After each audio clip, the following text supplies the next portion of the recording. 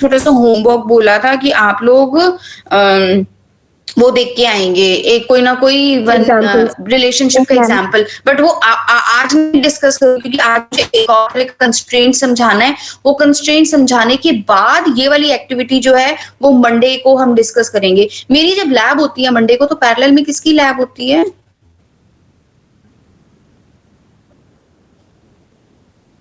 Monday को जब मेरी लैब होती है तो पैरेलल में किस लैब होती है साथ में, कौन सी टीचर की? Software engineering.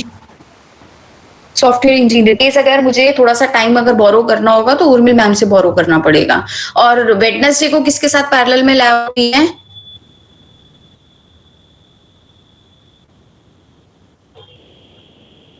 टाइम टेबल याद नहीं हुआ लगता है। एल्गोरिथम, दैट केस मुझे टीना मैम से बात करनी पड़ेगी, राइट? ठीक है, सो ये 1:1, 1:n और m:n हमें समझ में आता है।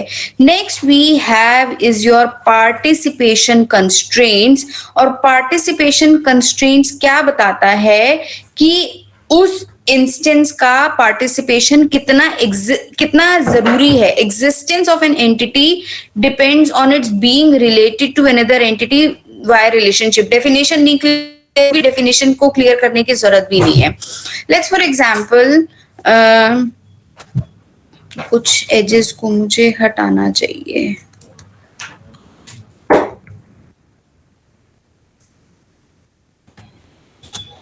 ओके, लेट्स फॉर एग्जाम्पल, ये आपका एम्प्लॉय था, the left one is employee and the right one is your department. इसमें से कुछ सर्कल्स कम करती हूँ। लेट्स से एम्प्लॉय के 100 इंस्टेंसेस थे और डिपार्टमेंट के 5 इंस्टेंसेस हैं। अब I can not make 100 circles in this, but ये एज्यूम कर लो कि ये 100 है। लेफ्ट हैंड साइड में जो एम्प्लॉय में जो आपको दिखा रही हूँ, एज्यूम कर लो कि वो 100 इंस्टेंसेस हैं।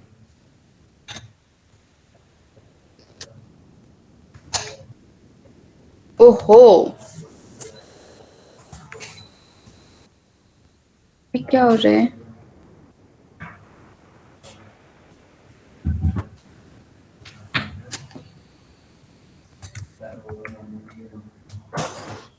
Why I am not able to admit her?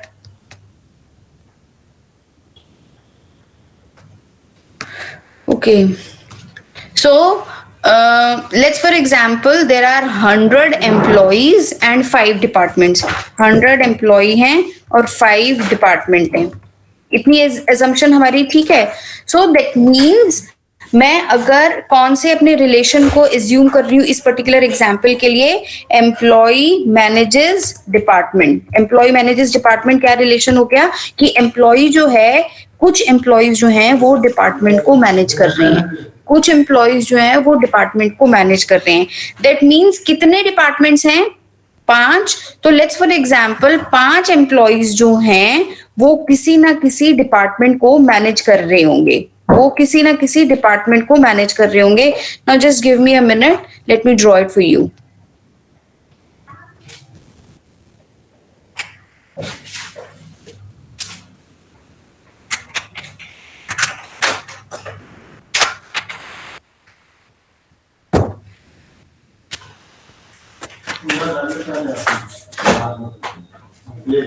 Let's take an example like this. ठीक है, समझ में आ रहा है? बट वो लाइंस ब्लू हो गई, should I change that again या समझ आ जाएगी? मैम आ रही है। आ रही है, अच्छा चलो ठीक है। So we are going to talk about participation constraint, जो कि आपके 2 तरह के हो सकते हैं। Either it can be partial और इट कैन बी टोटल। 2 तरह के आपके ये कंस्ट्रेंट हो सकते हैं। टोटल का क्या मतलब है कि क्या जितनी भी इंस्टेंसेस आपकी एक एंटिटी की थी, क्या वो सारी की सारी पार्टिसिपेट कर रही हैं? मुझे ना ब्लैक कर ही देना चाहिए, 1 मिनट दो बेटा मुझे।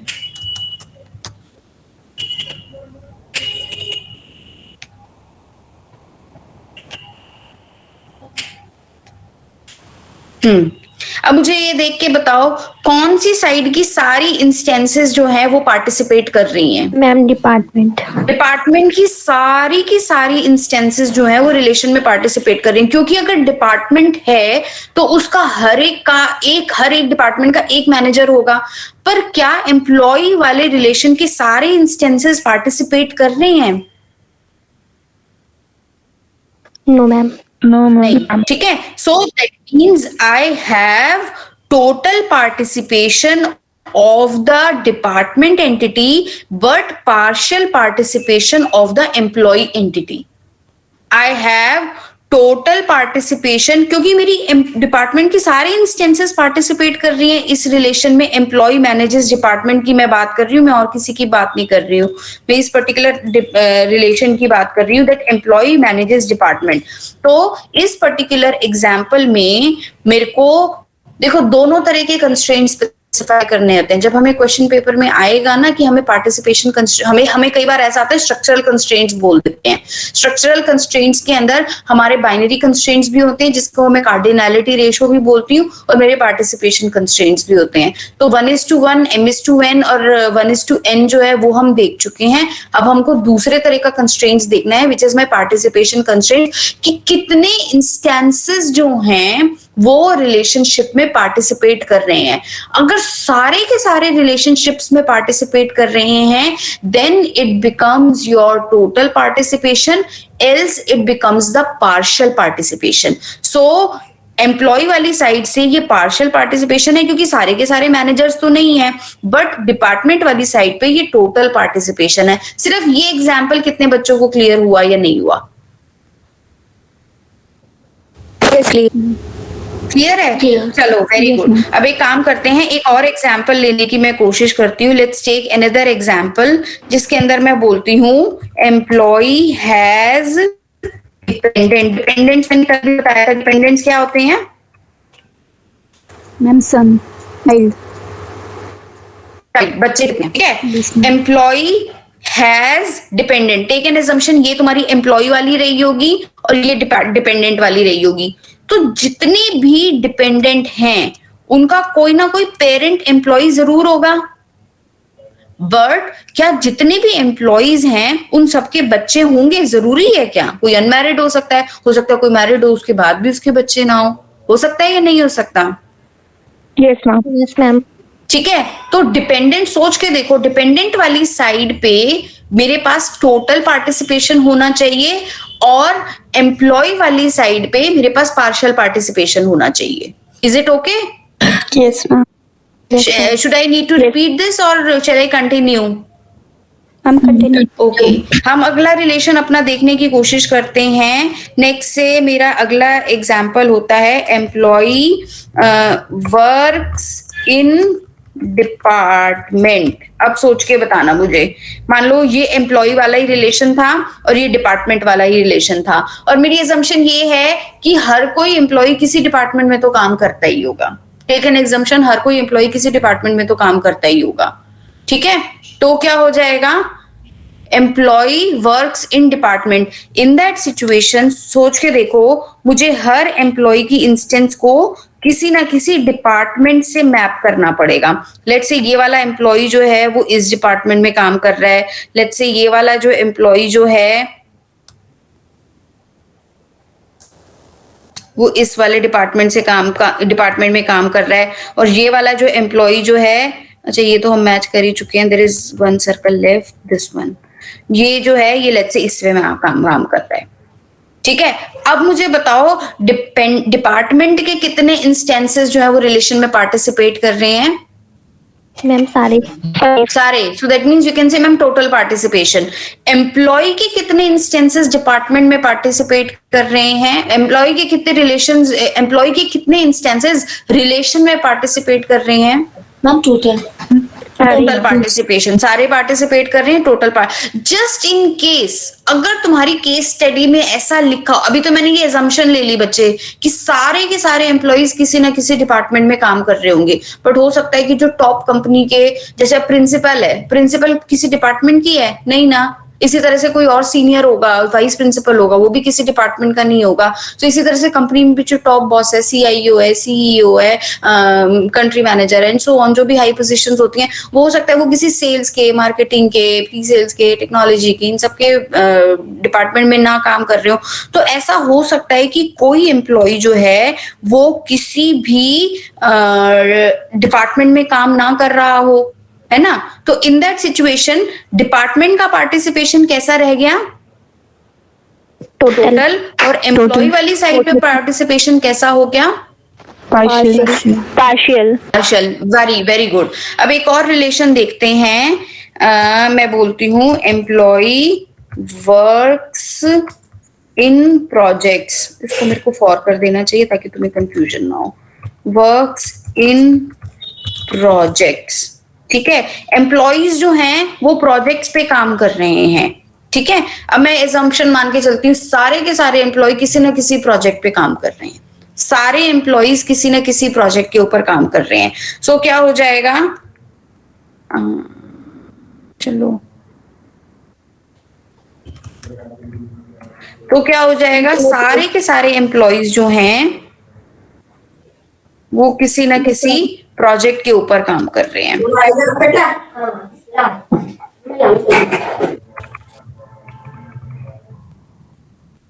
Is it okay? समझ आया? तो दैट मीन्स मेरे सारे एम्प्लॉयज हैं जो किसी ना किसी प्रोजेक्ट पे काम कर रहे हैं, और मेरे सारे प्रोजेक्ट्स ऐसे हैं जिसपे कोई ना कोई एम्प्लॉय काम कर रहा है। So it is going to be total participation from both the sides. It is going to be total participation from both the sides. समझ में आ रहा है मैं क्या बोल रही हूँ? Yes ma'am Yes, ma'am. Yes ma'am yes ma'am ठीक है। अब टेक एन एग्जाम्पल, मैं ये बोलती हूँ कि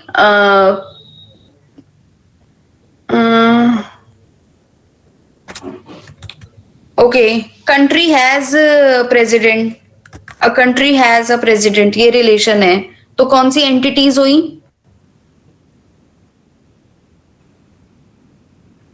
मैम कंट्री टोटल की होगी एंड मैम प्रेसिडेंट भी टोटल। कंट्री टोटल, प्रेसिडेंट भी टोटल। किसने आंसर किया है? किसने आंसर किया है? Ma'am, Yashvi. यशवी, ठीक आंसर किया। यशवी, एक्सप्लेनेशन दोगे मुझे? ओके मैम मैम मतलब हर एक कंट्री का कोई ना कोई प्राइम मिनिस्टर होगा, और मैम जितने भी प्राइम मिनिस्टर है वो किसी ना किसी कंट्री के होंगे। सो मैम ये टोटल होगा फिर। टोटल होगा, ठीक है। ओके, अगर मैं ये बोलती हूँ citizens becomes the minister, citizens becomes the minister, अब क्या होगा? सिटीजन्स ऑफ अ कंट्री कह लो, citizens of a country becomes Ma'am, citizen is a partial and one at a time. Kiran was answering, let her answer. Kiran, आप ही answer कर रहे थे ना? Ma'am, मीनाक्षी. मीनाक्षी, हाँ ठीक है मीनाक्षी, आप आंसर करो बच्चे।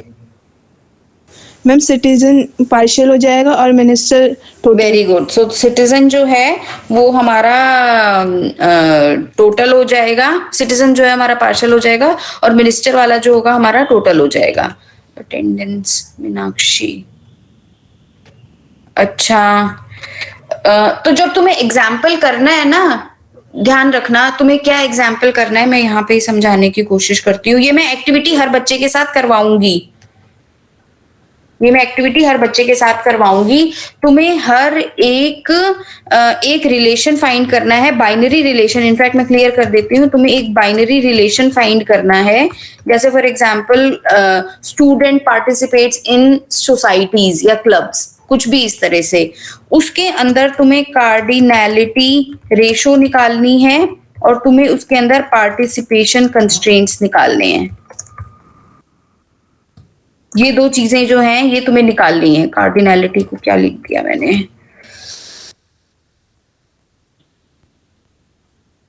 ये दोनों चीजें निकालनी है। जैसे मैं एक एग्जांपल तुम्हें बताती हूँ, जिस तरह से तुम मुझे फिर बताओगे। लेट्स फॉर एग्जांपल मैं रिलेशन यही लिखती हूँ, students participates in clubs, students participates in clubs, right. तो स्टूडेंट पार्टिसिपेट्स इन क्लब्स जो है ये किस तरह का होगा? पहले तो अभी ये रिकॉल किया है, तो पार्टिसिपेशन कंस्ट्रेंट्स देख लो। क्या सारे स्टूडेंट्स किसी ना किसी क्लब में पार्टिसिपेट करते हैं? No ma'am. नहीं कर रहे, तो is it going to be partial on student side? and clubs में obviously club exist ही तब करता होगा जब उसके अंदर students होंगे. So it is going to be total participation on the club side. अब now talking about the cardinality ratio, कितने instances participate कर रहे हैं. मेरी कंडीशन ये है कि एक बच्चा बहुत सारे क्लब्स में भी पार्टिसिपेट कर सकता है और ऑब्वियसली क्लब में तो बहुत सारे बच्चे हो ही सकते हैं. तो क्या हो जाएगा, ये कार्डिनैलिटी रेशो क्या हो जाएगी इसकी? m/n. m/n, क्योंकि मैं बोल रही हूँ कि बहुत सारे बच्चे जो हैं वो किसी क्लब में पार्टिसिपेट कर सकते हैं या फिर बहुत सारे स्टूडेंट क्लब्स में पार्टिसिपेट कर सकते हैं और एक क्लब में बहुत सारे बच्चे सकते हैं. So it is going to be m/n type of participation. तो जब आप may be I can have a group of 2, otherwise तो 53 स्टूडेंट्स का सुनना बहुत मुश्किल हो जाएगा. यू कैन कंबाइन योरसेल्फ, एक बच्चा रह जाएगा क्योंकि 53 स्टूडेंट्स है तुम्हारी क्लास में, तो कोई एक 3 का ग्रुप बना लेना, that's it I can say. तो हर ग्रुप मुझे ये बताएगा, कोई एक एग्जाम्पल देगा जस्ट लाइक दिस, जैसे मैंने अभी एक एग्जाम्पल दिया है, और उस एग्जाम्पल के हिसाब से मुझे कार्डिनैलिटी रेशो बताओगे और पार्टिसिपेशन कंस्ट्रेंट्स बताओगे. क्लियर हो गया? ये मंडे को एक्टिविटी करनी है लैब क्लास में. मैं क्या बच्चे, मुझे आवाज शुक्राना, ये 3 को मिलकर एक ही पर बताना है. रिलेशन बता देना. अगर हम 22-23 रिलेशंस को भी समझ पाते हैं तो एटलीस्ट हमें ये ना टॉपिक इंपॉर्टेंट है. काफी कंफ्यूजन होने के चांसेस होते हैं. मैं अपनी तरफ से पूरी कोशिश करती हूँ कि मैं तुम्हें इस तरह से एग्जांपल्स दे दे के समझाऊं ताकि तुम्हें कंफ्यूजन ना रहे. बट ये टॉपिक ऐसा है जो पेपर में भी स्पेशली कंस्ट्रेंट्स पूछे जाते हैं. एंटिटीज पूछी, देखो पेपर में ना केस स्टडी आएगी जैसे, तो केस स्टडी में स्पेशली पूछा जाता है एंटिटीज बताओ, फिर पूछा जाता है उनके एट्रीब्यूट्स निकालो, फिर पूछा जाता है उनके रिलेशंस निकालो, और 4 या 5 नंबर का पूछा जाता है कि उनके कंस्ट्रेंट्स स्पेसिफाई करो. तो कंस्ट्रेंट्स को आइडेंटिफाई करना और समझना बहुत इंपॉर्टेंट है. अगर हम 21-22 ऐसे केसेस देख लेते हैं जहां पे हम सारे के सारे रिलेशंस के कंस्ट्रेंट्स को समझ पा रहे हैं, तो I think our task will be done. उसके बाद फिर हम क्वेश्चन पेपर देखेंगे, क्वेश्चन पेपर में से ER डायग्राम्स देखेंगे. ठीक है? Yes ma'am. ओके. अच्छा, कार्डिनैलिटी रेशोज में ER डायग्राम में कैसे रिप्रेजेंट करती हूँ? I can write 1, N और M on the side of the entity जहां पर जिस रेशो में वो पार्टिसिपेट कर रहा होता है. ठीक है? कल मैंने ये दिखाया था, ये N लिखा हुआ है रिलेशन के साइड में, ये 1 लिखा हुआ है. दैट मीन्स N वाली साइड उसकी एम्प्लॉय की है, 1 वाली साइड उसकी डिपार्टमेंट की है. यहाँ 1 और 1 लिखा हुआ है, दैट मीन्स दोनों साइड पे ये 1 और 1 है. पार्टिसिपेशन कंस्ट्रेंट्स कैसे दिखाए जाते हैं? A double line shows the total participation. A single line shows the single participation. A double line shows the total participation. A single line shows the single participation. ठीक है, समझ में आता है? हाँ जी, इज इट ओके? तो manager के बाद 2 लाइन है. हाँ, तो ये टोटल क्यों दिखा रहा है कि डिपार्टमेंट की जो है वो सारे इंस्टेंसेस मैप्ड हैं, बट एम्प्लॉय जो है वो सारे मैनेजर्स नहीं है, उसकी कुछ इंस्टेंसेस मैप्ड हैं. ठीक था? Okay ma'am. यहाँ पर क्या दिखा रहा है? एम्प्लॉयज के सारे इंस्टेंसेस मैप्ड है, यानी कि सारे के सारे एम्प्लॉय किसी डिपार्टमेंट में काम कर रहे हैं और डिपार्टमेंट के भी सारे इंस्टेंसेस मैप्ड है, यानी कि हर डिपार्टमेंट में कोई ना कोई एम्प्लॉय काम कर रहा है. तुम बस ऐसे ही समझने की कोशिश करना, although it's a crude way. तुम बस ये देखने की कोशिश करना कि क्या कोई इंस्टेंस रह जाता है. अगर कोई एक इंस्टेंस रह जाता है किसी भी एंटिटी में, तो दैट मीन्स उसकी तरफ से पार्शियल पार्टिसिपेशन है. अगर कोई इंस्टेंस नहीं रहता है, लेट्स फॉर एग्जांपल ये यहाँ पे होता, अगर कोई इंस्टेंस नहीं रहता है तो टोटल पार्टिसिपेशन है, और अगर कोई इंस्टेंस रह जाता है तो बेशक उसका पार्शियल पार्टिसिपेशन है. अब एक एक करके बाकी रिलेशंस को भी देखते हैं. इसका क्या मतलब हो गया? एम्प्लॉय का total participation on project. Ma'am मतलब कि हर एम्प्लॉय का एक प्रोजेक्ट है, हर प्रोजेक्ट में कोई ना कोई एम्प्लॉय काम कर रहा है. नहीं बेटा, ऐसे नहीं बोलोगे. हर एम्प्लॉय का एक प्रोजेक्ट है. यहाँ पे तुम्हें M दिख रहा है. मैम टोटल पार्टिसिपेशन है हर employee। हाँ, टोटल पार्टिसिपेशन है, बट साथ में कार्डिनैलिटी भी है। तो हमारा जो हम एक्सप्रेशन समझ रहे हैं रिलेशन का, वो क्लियर होना चाहिए। एक एम्प्लॉय बहुत सारे प्रोजेक्ट्स में काम कर सकता है और एक प्रोजेक्ट में बहुत सारे एम्प्लॉयज हो सकते हैं। ठीक है, यस मैम। ये बताओ मुझे, एम्प्लॉय और सुपरविजन वाला, ये हमारा यूनिरी रिलेशन था, मैंने कल भी आपको दिखाया था।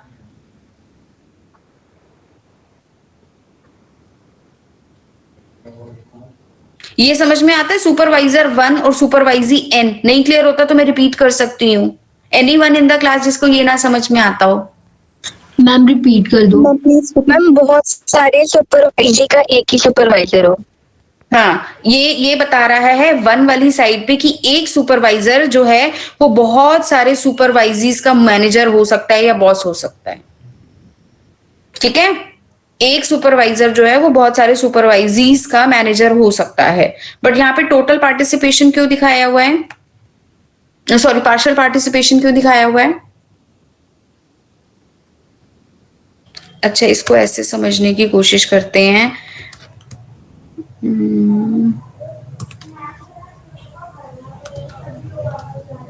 ये एम्प्लॉय, साथ में ये भी एम्प्लॉय, और मेरा रिलेशन क्या है कि employee supervises employee, employee supervises employee. तो खुद सोच के देखो, यहां पर भी एम्प्लॉय हैं और यहां पर भी एम्प्लॉय है। क्या ऐसा है कि सारे ये एक जो एंटिटी जो है वो सुपरवाइजर की तरह से वर्क कर रही है और दूसरी एंटिटी जो है वो सुपरवाइजी की तरह से एंटिटी कर रही है? लेट्स से ये सुपरवाइजर है, ये सुपरवाइजर है, पर हैं इसमें सारे एम्प्लॉइज, इसमें सारे एम्प्लॉइज हैं। मान के चलो कि 100 एम्प्लॉइज दोनों जगह हैं। एंटिटी है ना, तो एंटिटी के तो सारे इंस्टेंसेस ही होंगे। 100 एम्प्लॉइज दोनों जगह हैं, 100 एम्प्लॉइज दोनों जगह हैं। इतनी बात क्लियर है? 100 इंस्टेंसेस टेक एन असम्पशन यहाँ पे हैं और 100 जो है वो टेक एन असम्पशन यहाँ पे है। अगर मैं इसको कॉपी नहीं करा उसने, चलो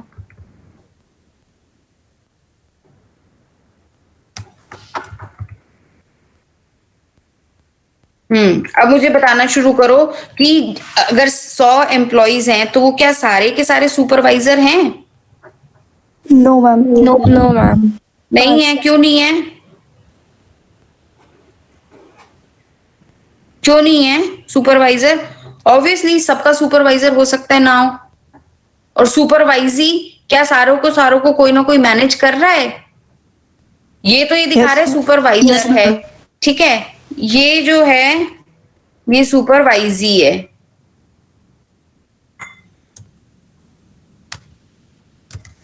ये सुपरवाइजी है। तो क्या सारे के सारे एम्प्लॉइज जो हैं, 100 के 100 एम्प्लॉइज जो हैं वो मैनेजर्स हैं? नो, उसमें से 8-10 ही मैनेजर्स होंगे, बाकी तो मैनेजर्स नहीं है। So that means it is partial participation on the supervisor side. Supervisee, क्योंकि आपको केस स्टडी में इस तरह से लिखी हुई है कि कुछ ऐसे एम्प्लॉइज भी हैं जिनका कोई सुपरवाइजर नहीं है। फॉर एग्जाम्पल टॉप बॉस हो गया, जो सबसे top boss of the company है, उसका कोई सुपरवाइजर नहीं है। ये बता रहे हैं कि सारे एम्प्लॉइज का कोई ना कोई सुपरवाइजर है।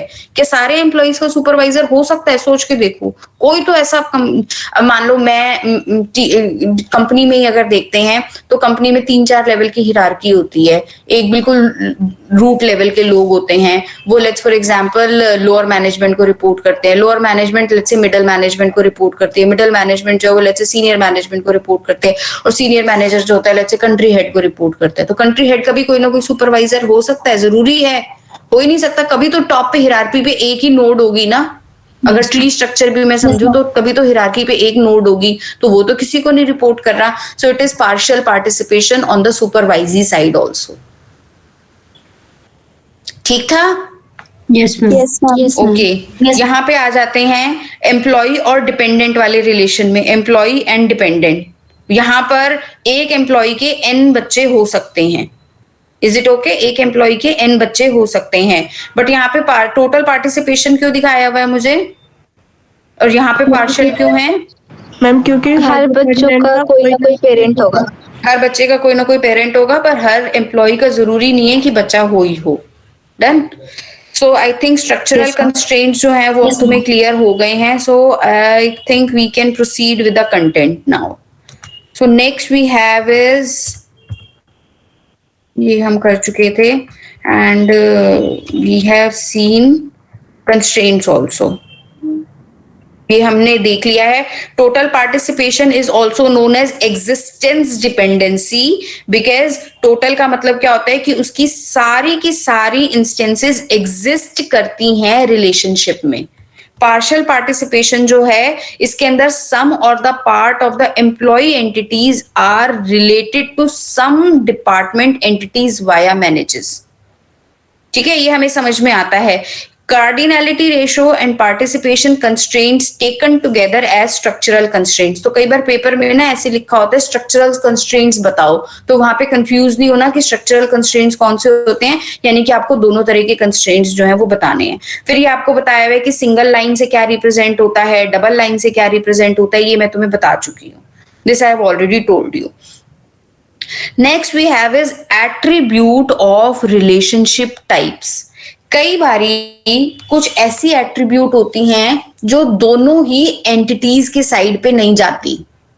उन एट्रीब्यूट्स को हमें रिलेशनशिप का एट्रीब्यूट बनाना पड़ता है. Let's for example page number 95. Let's for example यहां पर हमारा एक है employee works on project. Employee works on project. किस एम्प्लॉय ने किस प्रोजेक्ट पे कितने घंटे काम किया, किस एम्प्लॉय ने किस प्रोजेक्ट पे कितने घंटे काम किया. मेरे पास 4 प्रोजेक्ट थे. ठीक है, एक पे मैंने 2 घंटे लगाए, एक पे 3 घंटे लगाए, एक पे 1 घंटा लगाया, एक पे 4 घंटे लगाए. ठीक है, सो ये रिकॉर्ड करना इंपॉर्टेंट है, किस एम्प्लॉय ने किस प्रोजेक्ट पे कितने घंटे लगाए. तो मैंने ये आवर्स वाला जो एक एट्रीब्यूट जो था वो मैंने रिलेशनशिप का एट्रीब्यूट बना दिया, बट नॉट एट दिस. दोनों में नहीं लगाया. क्यों नहीं लगाया, सोच के देखो. अगर मैं आवर्स को एम्प्लॉय के साथ लगा दूं तो ये पता चलेगा एम्प्लॉय ने कितने घंटे काम किया टोटल सारे प्रोजेक्ट्स पे. इससे मैं ये तो नहीं पता लगा पा रही एम्प्लॉय ने किस प्रोजेक्ट पे कितने घंटे काम किया. सिमिलरली अगर मैं आवर्स को प्रोजेक्ट के साथ लगा दूं तो ये पता चल जाएगा कि किस प्रोजेक्ट पे कितने घंटे काम हुआ, पर ये तो नहीं पता लगाया जा सकता किस एम्प्लॉय ने कितने घंटे काम किया. इज इट ओके और नॉट? इज इट ओके और not? Yes.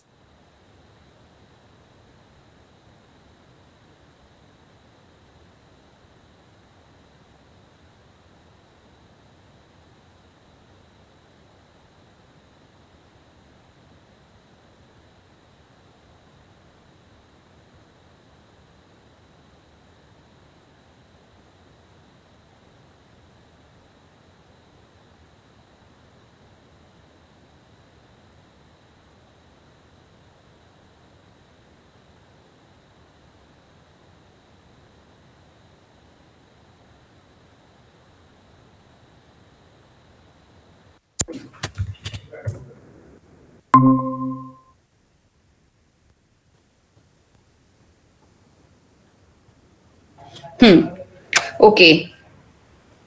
So relationship can also have attributes जैसे कि हमारी एंटिटीज की होती हैं. यहाँ पे एग्जाम्पल दिखाया हुआ है, वर्क्स ऑन वाला रिलेशन है, उसके नंबर ऑफ आवर्स रिकॉर्ड करने के लिए मुझे वहां पे, और अनदर एग्जाम्पल जो मैंने तुम्हें अभी स्टार्ट डेट का समझाया था कि एम्प्लॉय ने किस डेट से स्टार्ट करना शुरू किया डिपार्टमेंट को मैनेज करना.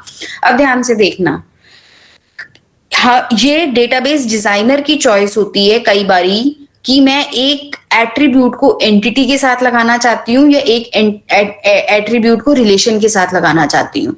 ये डेटाबेस डिजाइनर की चॉइस होती है. I am repeating my line, ध्यान से सुनोगे. ये डेटाबेस डिजाइनर की चॉइस होती है कि मैं एंटिटी को डेटाबेस डिजाइनर की चॉइस होती है कि वो एट्रीब्यूट को एंटिटी के साथ लगाए या रिलेशन के साथ लगाए. इन जनरल अगर रिलेशन आपका 1:1 या 1:n का है, then it can be migrated to entity also. It can be migrated to entity also. ठीक है, मैंने क्या ये भी बोला है, ये डेटाबेस डिजाइनर की चॉइस होती है। हमारे पास ऑप्शन होती है कि अगर कोई एक एट्रीब्यूट मुझे ऐसा दिख रहा है कि वो रिलेशन में जाना चाहिए, तो मैं उसको एंटिटी की साइड पे भी माइग्रेट कर सकती हूँ, प्रोवाइडेड आपका रिलेशन 1:1 का हो या 1:n का हो। अगर रिलेशन 1:1 का है, अगर रिलेशन 1:1 का है, तो it can be migrated to at any side. At any side मतलब दोनों एंटिटीज में से कहीं पे भी वो माइग्रेट की जा सकती है। अगर आपका रिलेशन n साइड का है, 1:n का है, देन रिलेशनशिप की attribute can only be migrated to n side of the relation.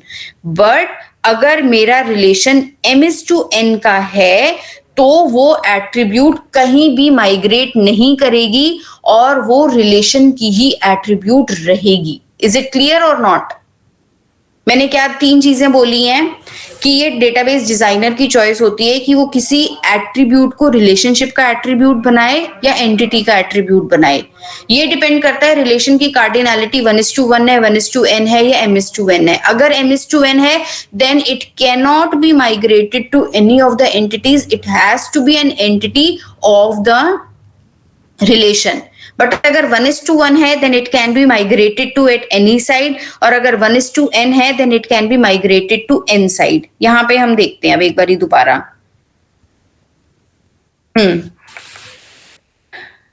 Employ का आपका क्या रिलेशन था? Employee starts managing a department.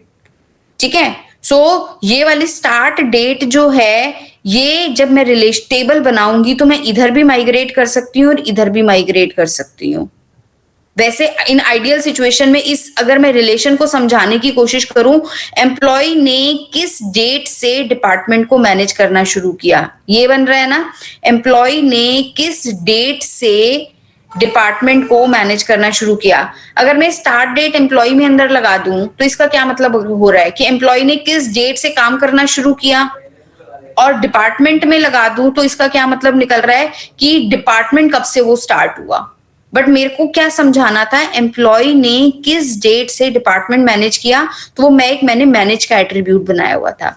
But जब मैं उसकी टेबल्स बनाऊंगी, जो कि हम आगे सब्सिक्वेंट चैप्टर्स में देखेंगे, so this attribute can be migrated to employee side also, this attribute can be migrated to department side also.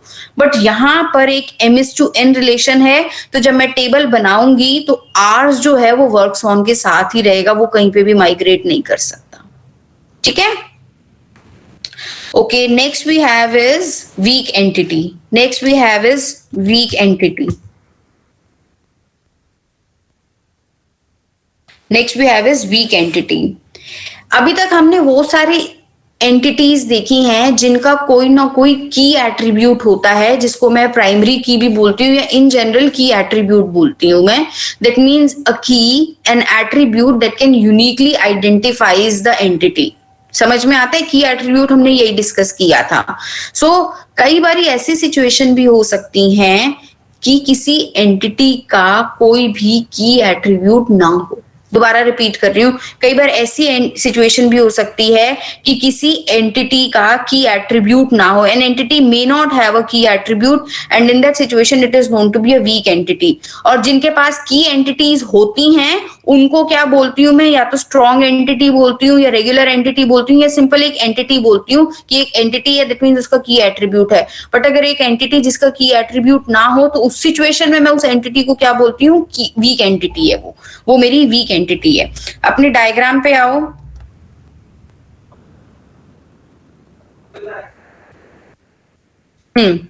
Weak entity in the ER diagram is represented by a double rectangular box. Weak entity in the ER diagram is represented by a double rectangular box. As shown, dependent is a weak entity because यहाँ पर हमारे attributes क्या हैं? Check करो attributes क्या हैं? Name, sex, birth date, relationship. But name तो दो बच्चों का सेम हो सकता है ना, जेम्स दो बच्चों का नाम हो गया, तो क्या जेम्स से डिपेंडेंट वाली टेबल को आइडेंटिफाई किया जा सकता है, एंटिटी को आइडेंटिफाई किया जा सकता है? नहीं किया जा सकता।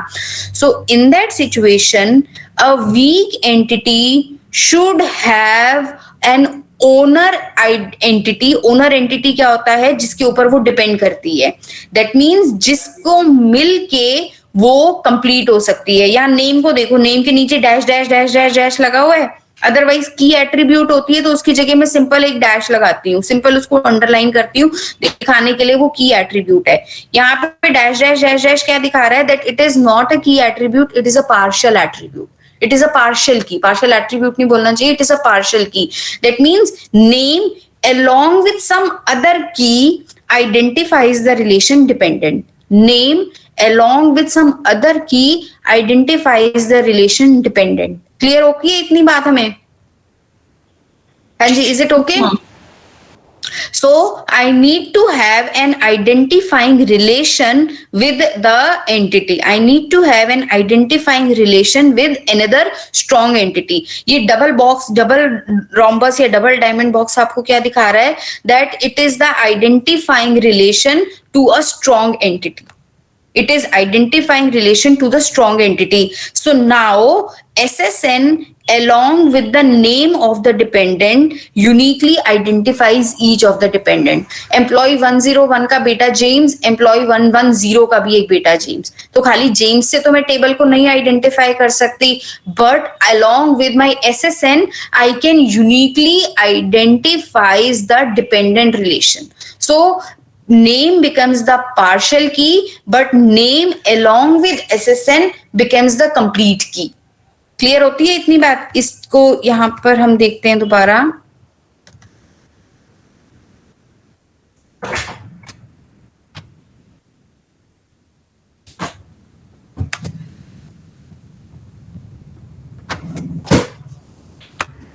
ओके, सो हर वीक एंटिटी के लिए I need to have an identifying और owner entity type, like in our example for the weak entity dependent we have an owner entity type which was employee, and we have an identifying relation of the weak entity। हमने एक relation देखा था ना, identifying relation, जिसको मैंने double diamond box से represent किया हुआ था।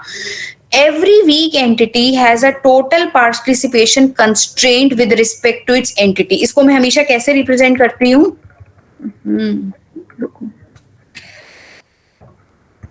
हमेशा यहाँ पर एक ये टोटल पार्टिसिपेशन होगा, हमेशा ही यहाँ पर टोटल पार्टिसिपेशन होगा, बट टोटल पार्टिसिपेशन है इसका मतलब ये नहीं है कि वो एंटिटी हमेशा वीक एंटिटी होगी। यहाँ पर भी टोटल पार्टिसिपेशन है, बट जरूर ये यहाँ पे प्रोजेक्ट तो वीक एंटिटी नहीं है। यहाँ पर भी टोटल पार्टिसिपेशन है पर डिपार्टमेंट तो एक वीक एंटिटी नहीं है।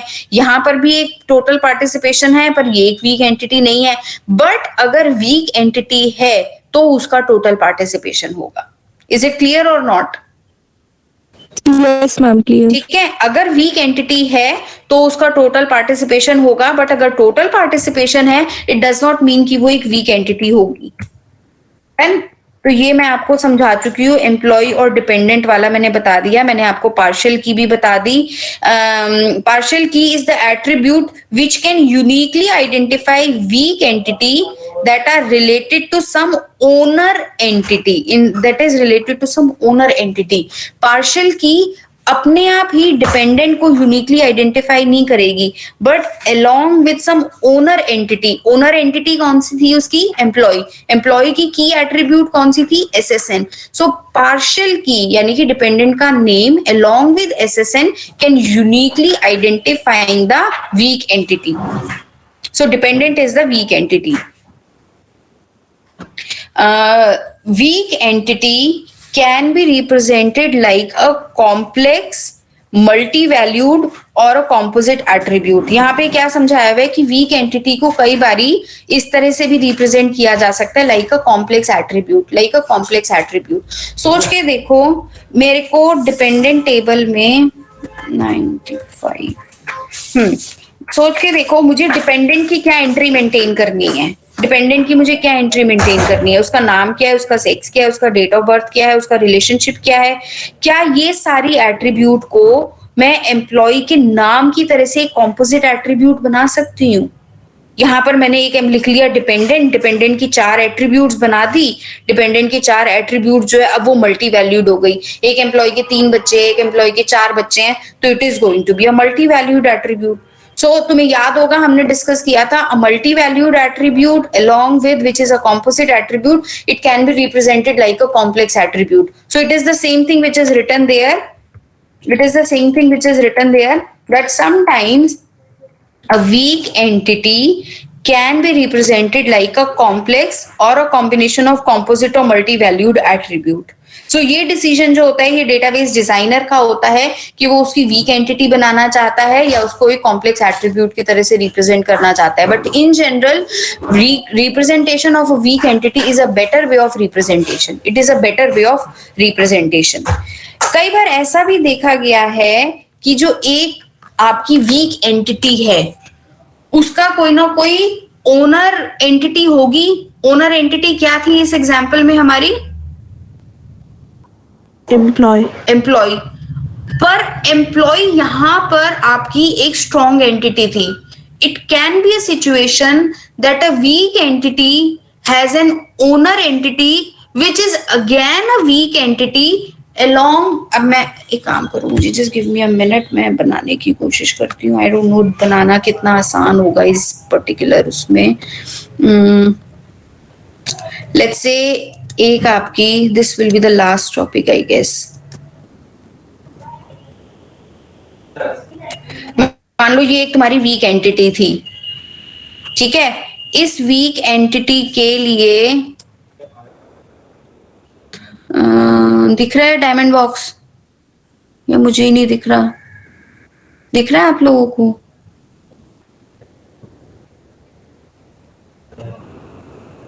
यही दिख रहा है ना, पैरेललोग्राम है। डायमंड क्यों नहीं दिख रहा मुझे? ये रहा। मैम फ्लो चार्ट वाले में है नीचे। मिल गया बच्चे मुझे।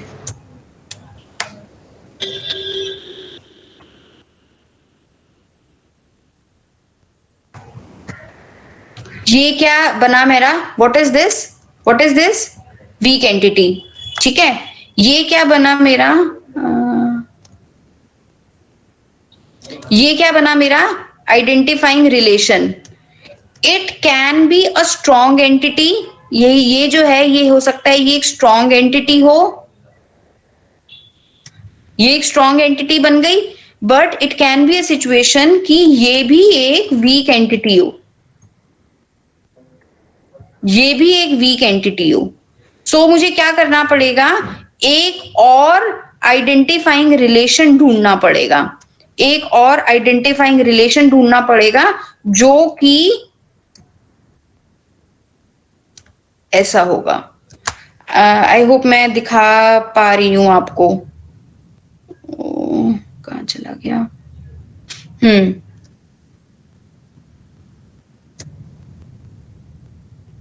अब ठीक है? Is it okay? Yes ma'am. Technically समझ रहे हो मैं क्या बताने की कोशिश कर रही हूं?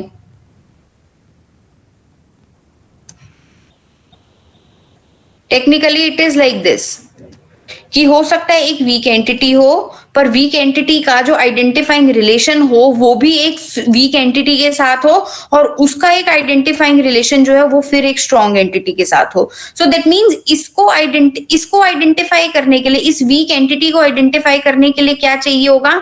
इसकी प्राइमरी की अलोंग विद इसकी पार्शियल की। कितने बच्चों को ये लाइन क्लियर हुई? इस वीक एंटिटी को यूनिकली आइडेंटिफाई करने के लिए क्या चाहिए होगा? इसकी प्राइमरी की अलोंग विद इसकी पार्शियल की।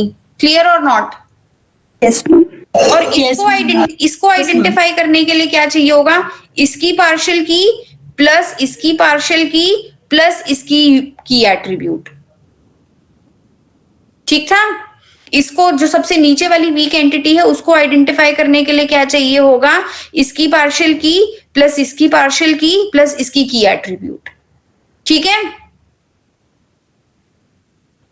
ऐसे एग्जाम्पल आएगा तो हम डिस्कस करेंगे। अभी के लिए मैं यहीं पे स्टॉप कर रही हूं, बट प्लीज आप लोग ये वीक एंटिटी जो है ये पूरा का पूरा यहां तक का कंटेंट जो है अपना पूरा पढ़ के आएंगे, यहां तक का पूरा कंटेंट अपना पढ़ के आएंगे। मेजर जो हमारा जो ER डायग्राम जो है वो खत्म हो गया। अब जो छोटी छोटी चीजें हैं वो मैं नेक्स्ट क्लास में डिस्कस करूंगी। Majority of the ER diagram part is over. Now let me quickly take the attendance. और मंडे की क्लास में आप इतना जितना मैंने आज पढ़ाया है ये पूरा